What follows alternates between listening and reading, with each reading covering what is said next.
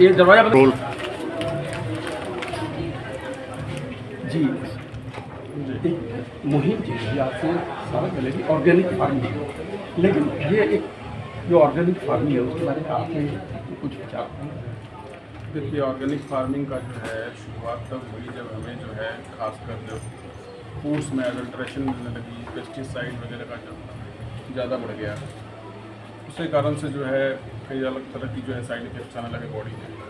तब ये हुआ कि हम जब से पहले पुराने ज़माने में खेती करते थे और उस तरह का खाना खाते थे, उस तरह के जीवन शैली को अपनाई जाए। और ख़ासकर आपने देखा होगा कि ये कमर्शियल और वर्सेस जो है अब खुद के लिए, कई बार जो है किसानों को भी आपने देखा होगा, चाहे कोई जो कमर्शियल तौर पे चले जाते हैं और क्या करते हैं 9 एकड़ में कमर्शियल उगाते हैं, 1 एकड़ में खुद के लिए अच्छी चीज़ें उगाते हैं।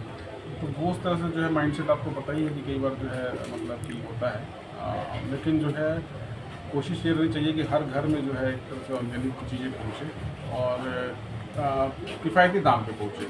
जब हम ऑर्गेनिक की बात करते हैं तो ऑर्गेनिक के लिए जो है क्या होता है, कई बार ऑर्गेनिक के नाम पे जो है 10 गुना 8 गुना 10 गुना चीज़ें प्राइस भी दिया जाता है।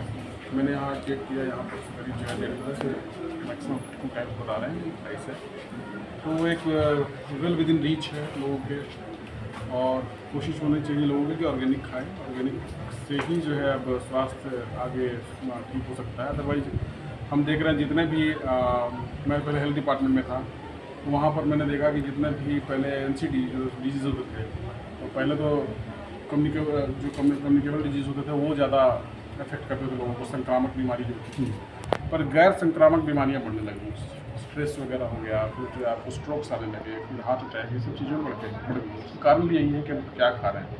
तो हमारी कोशिश होनी चाहिए कि मैक्सिमम जो है ऑर्गेनिक की तरफ जाए। सर बिल्कुल ठीक है कि वही मेरा सवाल ये है कि आज से साल पहले एक मुहिम चली थी ऑर्गेनिक प्रोडक्ट्स की, ऑर्गेनिक जो खेती बाड़ी की, लेकिन उसके बाद अब देखा जा रहा है कि 5-7 महीने तो बिल्कुल ही ख़त्म हो गया। लेकिन आज जैसे ये ऑर्गेनिक स्टोर खुला है, मतलब वो चीज़ जो एक अवेयरनेस की कमी है, तो बीइंग एक IAS ऑफिसर एक मॉरल ड्यूटी की बात। एक्सेप्टेंस, देखिए समाज में एक्सेप्टेंस दो चीज़ों से बनती है। एक तो कोई चीज़ महंगी हो और अवेलेबिलिटी ना हो, उसके कारण बनती है। दूसरा जो है अवेयरनेस ना होने के कारण।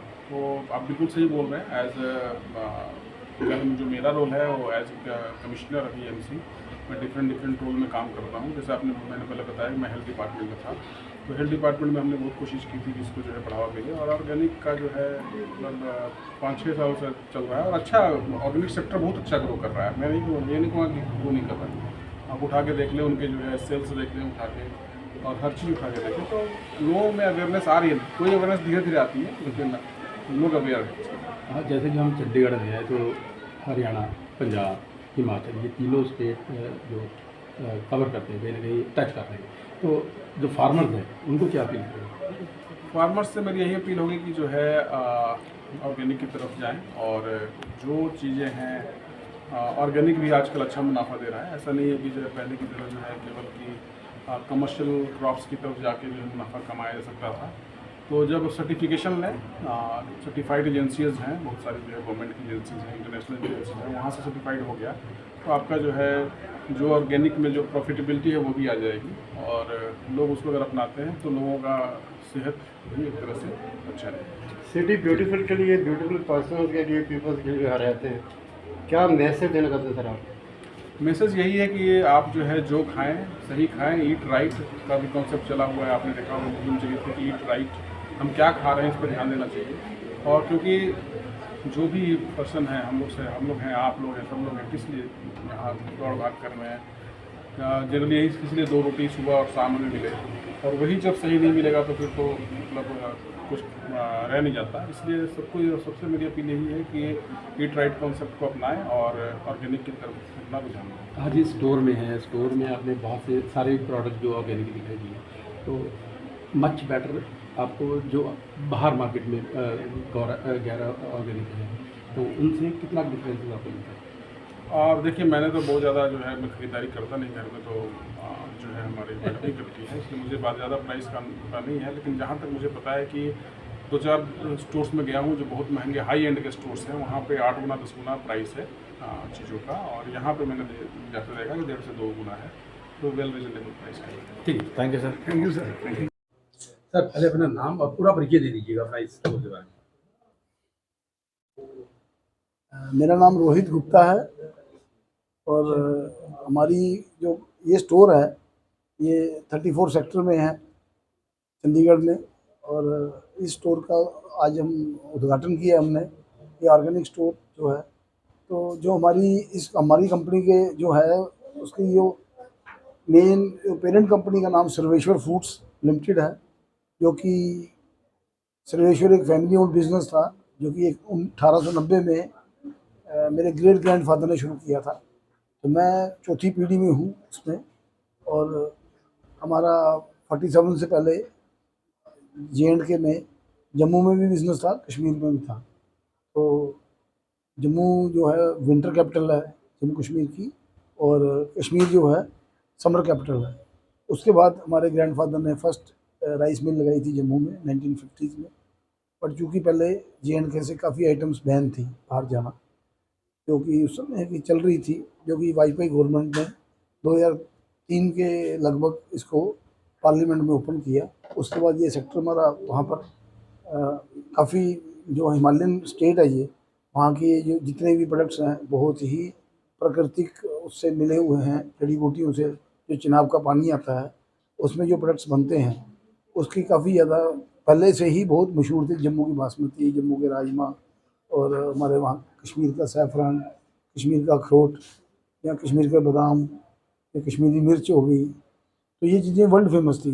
जैसे कश्मीरी शहद आता है कश्मीर से, शीलाजीत आती है, या गुच्छी आती है हमारे भद्रवाह से। तो कुछ ये बड़े प्राकृतिक प्रोडक्ट्स थे जो कि ऑलरेडी वर्ल्ड फेमस थे। तो हमने एक मुहिम उठाई और हमने 2010-11 में एक RKVY स्कीम थी, राष्ट्रीय कृषि विकास योजना, गवर्नमेंट ऑफ इंडिया की। उसमें एक हमने पायलट प्रोजेक्ट लगाया 200 एकड़ का, जो कि हमने आरसपुरा एरिया में, जो रणवीर सिंहपुरा एरिया है जम्मू कश्मीर का विश्व प्रसिद्ध एरिया है बासमती में, वहाँ पर हमने वो प्रोजेक्ट लगाया। तो वो पायलट प्रोजेक्ट हमारा बहुत अच्छा चला, जो चला 200 एकड़ का। उसके बाद हमने फिर अपने एंड से ही उसको चलाना शुरू कर दिया। और 200 के बाद हमने 400 एकड़, 600 एकड़ करते करते हमने काफ़ी प्रोजेक्ट्स लगाए। कुछ प्रोजेक्ट्स हमने जम्मू में लगाए, पर हमने देखा कि जैसे सिंगल प्रोजेक्ट से काम नहीं होगा। फिर हमने सैफरन का प्रोजेक्ट पंपोर में कश्मीर में लगाया। तो वहाँ के किसान इकट्ठे किए हमने, और बड़े उस समय कई परेशानी भी थी तब भी, क्योंकि हमारे 4 पीढ़ी से किसानों से संबंध है। तो हमने वहाँ पर सैफरन का बहुत अच्छा प्रोजेक्ट पंपोर में लगाया। उसके बाद हमने अपना पुलवामा में अखरोट का प्रोजेक्ट लगाया, बादाम का हमने अनंतनाग में लगाया, जो जो चीज़ जहाँ की प्रसिद्ध थी। उसके बाद हमने भद्रवाह किश्तवाड़ में राजमा विश्व प्रसिद्ध है, हमने राजमा का प्रोजेक्ट, ऑर्गेनिक फार्मिंग का प्रोजेक्ट लगाया। ऑर्गेनिक फार्मिंग में क्या होता है कि हम एक क्लस्टर बनाते हैं। जैसे हमने 200-300 फार्मर इकट्ठे किए, और 200-300-400 फार्मर की ज़मीनों को हम मैपिंग करते हैं। फिर उसका खसरा नंबर, खाता नंबर लेकर उसको मिनिस्ट्री ऑफ कॉमर्स की साइट पे चलाते हैं। उसका फार्मर का कोड जनरेट होता है, जिससे कि उसकी ट्रेसेबिलिटी रहती है। ये सारे मापदंड इंटरनेशनल एक्सपोर्ट के लिए हैं। तो ये कंपनी जो सर्वेश्वर फूड्स है, उसकी subsidiary Himalayan bio organic foods limited जो सब्सिडरी है, उसी के अंदर ये निम्बार्क ब्रांड है। और हमने ये सारे प्रोजेक्ट्स उसी में पहले तो सर्वेश्वर में शुरू किए थे, बाद में हमने सारे उसमें आगे आगे बढ़ाते गए। तो उसके बाद में हिमाचल में भी हमने 4 प्रोजेक्ट लगाए, कांगड़ा में, धर्मशाला में, ऊना में और चंबा में। इस तरह से राजस्थान में हमें 4 प्रोजेक्ट हमने स्पाइसेस के लगाए। फिर हमें मणिपुर गवर्नमेंट ने मणिपुर में 5 पहाड़ दिए, 5 FPO दिए, जिनमें कि हमें ऐसे सर्विस प्रोवाइडर वहाँ पर 1690 के करीब हमारे फार्मर थे, और 6800 एकड़ लैंड थी, जिसको हमने पूरा एज पर USFDA सर्टिफाइड करवाना था। तो वो ऑलमोस्ट इस समय कम्प्लीट हो गया वो। उसके बाद यूपी में नमामि गंगे में मोदी जी की एक सपना था कि उसमें स्कीम चलेगी, उसमें गंगा के किनारे फार्मिंग होगी।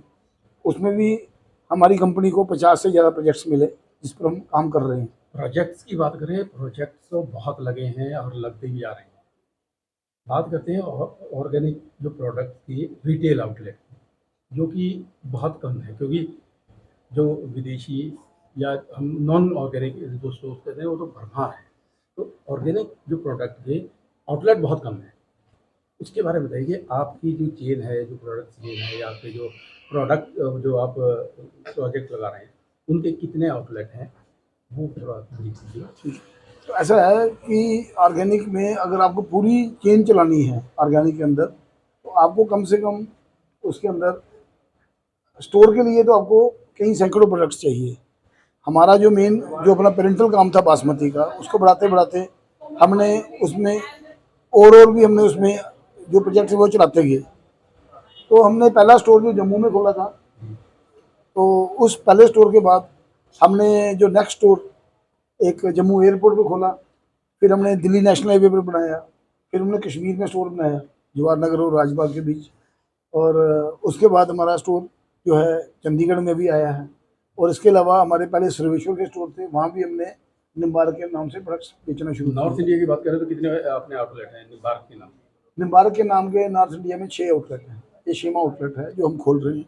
और जो हमारी सोच है, पंजाब के अंदर बहुत ज़्यादा ज़रूरत है ऑर्गेनिक प्रोडक्ट्स को लेकर, क्योंकि यहाँ पर कई जगह पर बहुत ज़्यादा केमिकल्स का यूज़ हुआ है। तो लोग चाहते हैं, पंजाब के अंदर बहुत ज़्यादा लोगों की एक क्रेज़ है ऑर्गेनिक को लेकर।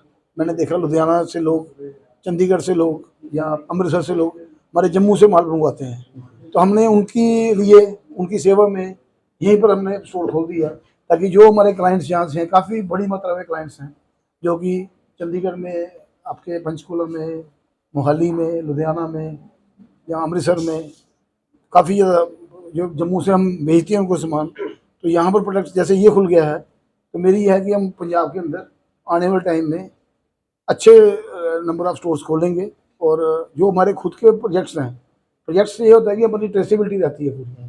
अगर बात करें आगामी फाइनेंशियल ईयर की, तो कितने आउटलेट खोलने की प्लानिंग चल रही है फिलहाल नॉर्थ इंडिया में? तो अभी तो ये एक सोच ही है। तो आशा करता हूँ कि हमारे जो अभी 6 स्टोर हैं, आने वाले टाइम में हमारे ये अभी कमिश्नर साहब आए थे। ऑफलाइन और ऑनलाइन दोनों अवेलेबल है? ऑफलाइन ऑनलाइन दोनों अवेलेबल है। तो at least with in the next 1 year ये नंबर 20 से ऊपर जा सकता है। सर, सर, आप आशा है ये बस। अभी कमिश्नर साहब आए थे, क्या एक्सपीरियंस रहा, क्या कुछ कहे स्टोर के बारे में, उन्होंने क्या बोला? कमिश्नर साहब थोड़ा यही पूछ रहे थे कि आपकी सर्टिफिकेशन कैसे होती है। तो हमने उनको बोला कि हमारे जितने सर्टिफायर्स हैं सारे इंटरनेशनल हैं, क्योंकि अगर हमारा मेन उद्देश्य था कि यूरोप के अंदर हम अपने जितने भी हिमालयन साइड के प्रोडक्ट्स हैं वो यूरोप के लोगों को या यूएस के लोगों को दें। तो हमने सर्टिफिकेशन के जो नाम्स हैं, जो कि यूरोपियन सर्टिफिकेशन बॉडीज़ हैं, अमेरिकन हैं, उनके बहुत स्ट्रिंजेंट नाम्स हैं। हम उनसे सर्टिफिकेशन आते हैं। जो आपको यहाँ प्रोडक्ट्स मिल रहे हैं ये सारे इंटरनेशनल नाम्स के हैं। जो प्रोडक्ट हम कास्को को दे रहे हैं यूएस में, या होल फूड्स को दे रहे हैं, या हम यूएस फूड को दे रहे हैं, सेम प्रोडक्ट सेम क्वालिटी आपको यहाँ मिलेगी। तो उससे ही कैसे पहुंचा जा सकता है, कैसे आप अवेलेबल हो? सर, हमारी ऑफलाइन दोनों है।